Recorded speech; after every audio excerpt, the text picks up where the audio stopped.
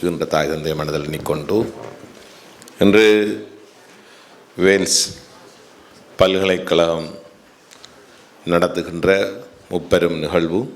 இந்த நிகழ்வுக்கு வருகை தந்திருக்கின்ற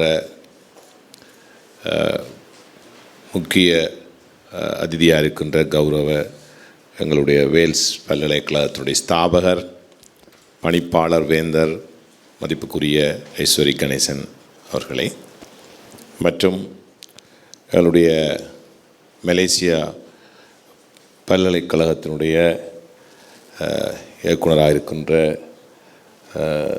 அரசு அவர்களே, மற்றும் எங்களுடைய வேல்ஸ் பல்கலைக்கழகத்தினுடைய துணை இயக்குனராக இருக்கின்ற செல்வி பிரீதா ஐஸ்வரி கணேசன் அவர்களே, மற்றும் திருநங்கைகள் அமைப்பினுடைய பொறுப்பாக இருக்கின்ற ஓல்கா அம்மணி அவர்களே, மற்றும் பல்கலைக்கழகத்தின் துணைவேந்தர், பேராசிரியர்கள், அன்பு சகோதரர் சிவா, வேல் மற்றும் ஊடக நண்பர்கள், தெரிவு செய்யப்பட்ட அன்பு மாணவர்கள், உங்கள் அனைவருக்கும் என்னுடைய அன்பின் பணிவு.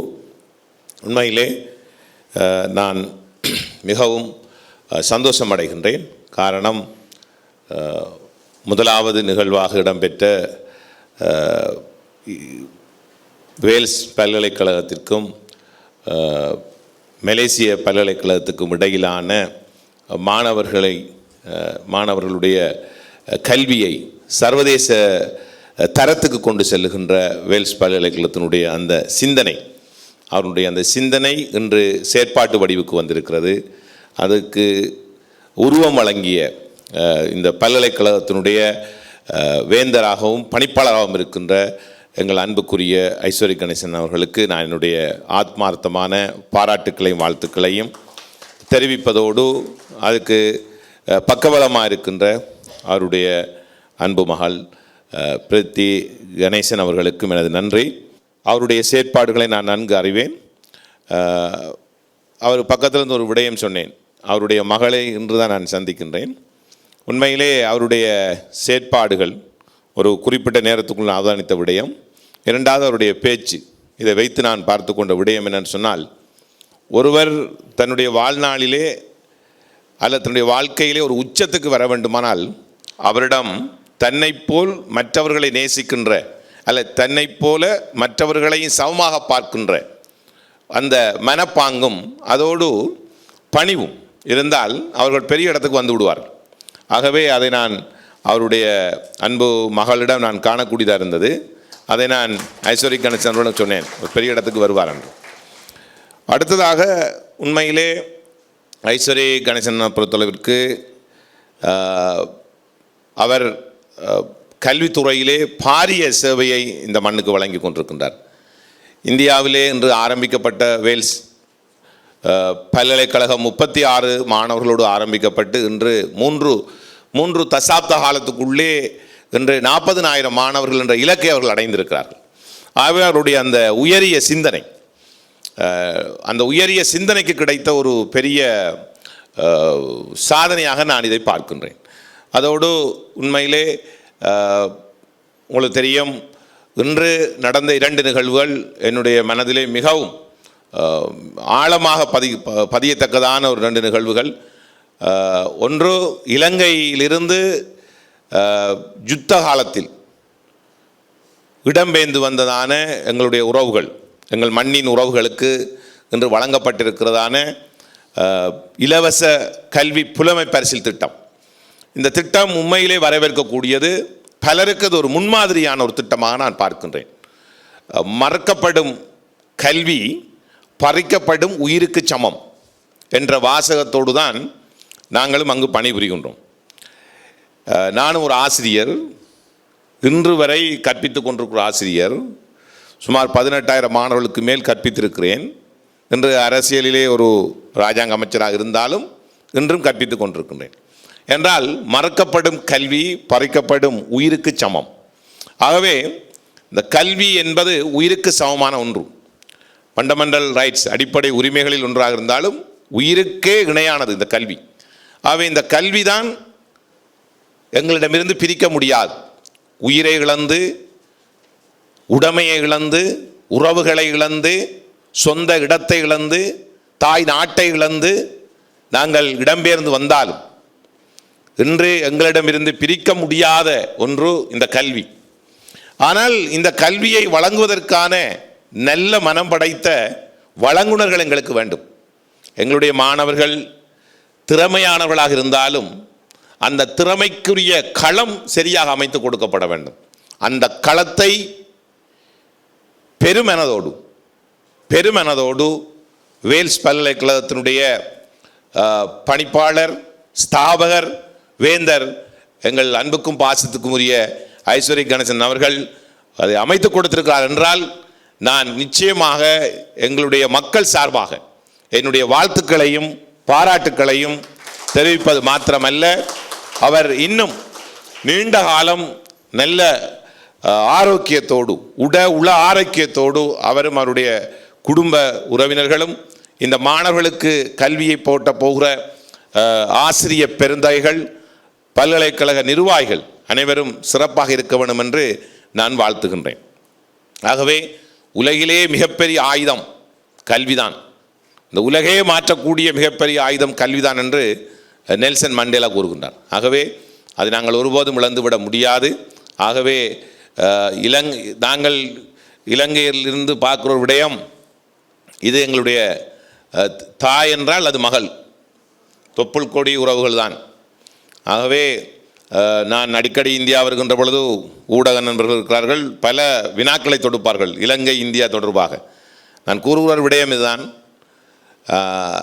இலங்கையில் இருக்கின்ற ஒருவருக்கு ஒரு தாயாக, ஒரு தாய் போல் நாங்கள் இப்பொழுது நினைப்பது எங்களுடைய தமிழ்நாட்டினுடைய உறவுகள். ஆகவே அதை நாங்கள் ஒருபோதும் மறக்க முடியாது, மறக்கவும் முடியாது. அதனால் இலங்கை மாணவர்களுக்கு இப்படியான ஒரு புதிய திட்டத்தை ஐஸ்வரி கணேசன் அவர்கள் ஆரம்பித்திருக்கின்றார். இது ஒரு பெரிய வரப்பிரசாதம் இந்த மாணவர்களுக்கு. அத்தோடு இரண்டாவது இன்னொரு மிக முக்கியமான இதயத்திலே ஆழமாக பதிந்து நிற்கிற நிகழ்வு திருநங்கைகள். நான் எப்பொழுதும் திருநங்கைகளை என் மனதிலே ஒரு உயரிய இடத்திலே வைத்து மதிப்பவன். அவர்கள் மிகப்பெரிய சாதனையாளர்கள். அவர்களுக்கும் சரியான களம் அமைவதில்லை. ஆனால் அந்த களம் அமைத்து கொடுக்கப்படும் பொழுது அவர்கள் பெரிய உச்சத்தையே தொட்டு விடுகிறார்கள். ஒரு பெண்மணி, ஒரு திருநங்கை அவர்கள் இப்பொழுது இந்த இடத்திலே சொன்னார், இந்தியாவினுடைய முதலாவது திருநங்கை சட்டத்திறன், அவருக்கான ஒரு வாய்ப்பு இங்கு வழங்கப்படுகிறது. ஆகவே அவர்கள் எல்லாம் இன்னும் சாதிக்க வேண்டும். அந்த திருநங்கைகளுடைய அந்த அமைப்புக்கு பொறுப்பாக இருக்கின்ற ஒல்கா அவர்கள் உண்மையிலே அவரை பாராட்ட வேண்டும். அவருடைய சமூக நோக்கு உங்களை போன்றவர்கள் நிறைய உருவாக வேண்டும். ஏனென்றால் இந்த பிரச்சனை எல்லாடவும் இருக்குது, இந்த இந்த தேவை எல்லாடவும் இருக்கிறது. ஆனால் உங்களை போன்றவர்கள் உருவாகும் பொழுதுதான் உங்களுடைய வழிகாட்டலிலே பல சாதனையாளர் உருவாக முடியும். உங்களுக்கு எனது நன்றிகள். ஆகவே நீங்களும் நிறைய சாதிக்க வேண்டும். முடியாது என்று எதுவுமே இல்லை. முடியாது என்றால் மூச்சு காற்றும் அடங்கிவிடும். முடியும் என்றால் எரிமலையும் வழி திறக்கும். விழுந்து விட்டால் சிலந்தியும் சிறைப்பிடிக்கும் என்பார்கள். ஆகவே தன்னம்பிக்கையோடு, முதலாவது கடவுள் நம்பிக்கை, இரண்டாவது தன்னம்பிக்கை, மூன்றாவது விடாமுயற்சி, இதோடு நீங்கள் பயணித்தால் பெரிய இலக்கை அடைய முடியும். ஆகவே என் மண்ணின் உறவுகளுக்கும் திருநங்கை உறவுகளுக்கும் எனது வாழ்த்துக்களையும் பாராட்டுக்களையும் கூறுவதோடு, மீண்டும் எங்களுடைய வேல்ஸ் பல்கலைக்கழகம் இன்னும் பல பரிணாமங்களை தொட வேண்டும். 26 வயதிலே ஐஸ்வரி கணேசன் அவர்கள் ஆரம்பித்த ஒரு சின்ன புள்ளி இன்றைக்கு அது ஒரு சின்ன விதை ஒரு பெரிய ஆலமரமாக அது விரிந்து நிற்கின்றது. அந்த ஆலமரத்திலே இன்று அந்த நிழலிலே பலர் நன்மை பெறுகிறார்கள். பல்லாயிரக்கணக்கான மாணவர்கள் நன்மை பெறுகிறார்கள். சிலரிடம் பணம் இருக்கும், நல்ல மனம் இருக்காது. சிலரிடம் பணம் இருக்கும், மற்றவர்களுக்கு உதவி செய்ய வேண்டும் என்ற நல்ல மனம் இருக்காது.